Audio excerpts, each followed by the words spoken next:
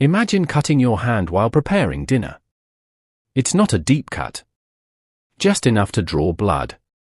You wash it, put on a bandage, and forget about it.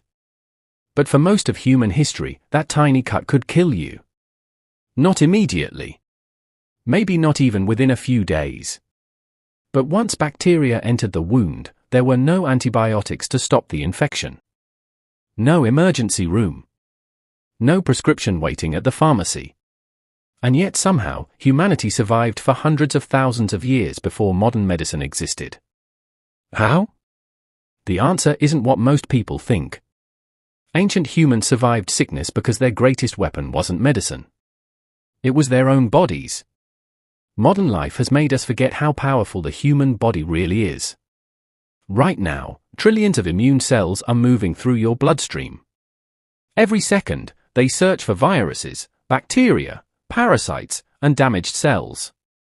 You don't notice them. You don't feel them. But they are fighting a war on your behalf every moment of every day. Ancient humans depended on that invisible army far more than we do. Because for most illnesses, they had no choice. If they caught a cold, their immune system had to handle it. If they got the flu, their immune system had to handle it. If they developed an infection, their immune system had to handle it. People often imagine ancient humans constantly dying from every sickness. The reality is more complicated. The individuals who survived long enough to have children were usually the ones with stronger immune systems. Generation after generation, humans were shaped by disease. Every epidemic. Every infection. Every parasite. All of them acted like filters. The survivors passed their genes forward. The weak often didn't. It's a brutal truth, but disease helped shape the human species itself. In fact, some scientists believe that infectious diseases have killed more humans throughout history than wars, natural disasters, and predators combined. Yet humanity endured. Not because disease was weak, but because evolution never stopped adapting. Ancient humans also benefited from something many modern people lack: constant exposure. From childhood, they encountered countless microorganisms in soil, water, animals, and their environment. Their immune systems were constantly learning. Today, scientists call this immune training. The body remembers previous encounters and responds faster the next time. Every illness survived became a lesson written into the immune system. But surviving sickness wasn't just about biology. It was also about community. Imagine becoming seriously ill while living alone in the wilderness. Even if the disease itself doesn't kill you, dehydration, starvation, or predators might.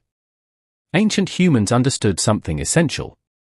A sick individual needed the group. And the group needed the individual.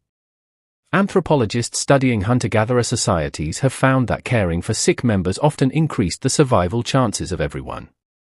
A skilled hunter who recovered could continue providing food. An elder who survived could continue sharing knowledge. A mother who recovered could continue caring for her children. Helping the sick wasn't just kindness. It was a survival strategy. And then there was sleep. When we become sick, our bodies often force us to rest. We feel tired, weak, unmotivated. Most people see these symptoms as annoying. But they exist for a reason. Sleep allows the immune system to redirect energy toward healing. Ancient humans couldn't take medicine to suppress symptoms. Instead, they often had no choice but to let the body do what it evolved to do. Rest. Recover. Fight. Even fever, something many people fear, was actually helping. When your temperature rises, it creates a more hostile environment for many pathogens. Your body is literally turning up the heat on invaders. Ancient humans didn't understand microbiology. But they didn't need to. Over thousands of generations, they learned that some people recovered if they were allowed to rest and stay warm. Experience taught them what science would eventually explain. Of course, not every sickness could be defeated. Some infections were simply too severe. A broken bone could become infected. A wound could turn deadly. A child could catch a disease and never recover. Life was harsh. Far harsher than most of us can imagine. Yet every human alive today is descended from an unbroken chain of survivors. Think about that for a moment. Every one of your ancestors became sick. Many of them faced diseases without medicine, hospitals, or doctors. Yet enough survived to eventually produce the next generation. And then the next.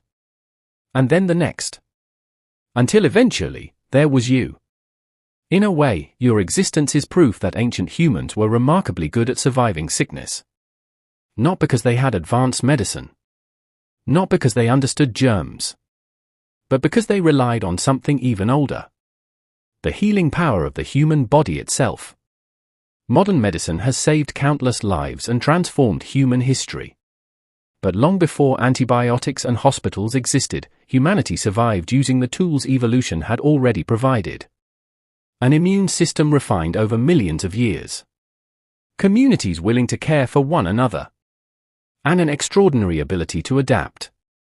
The next time you recover from an illness, remember this.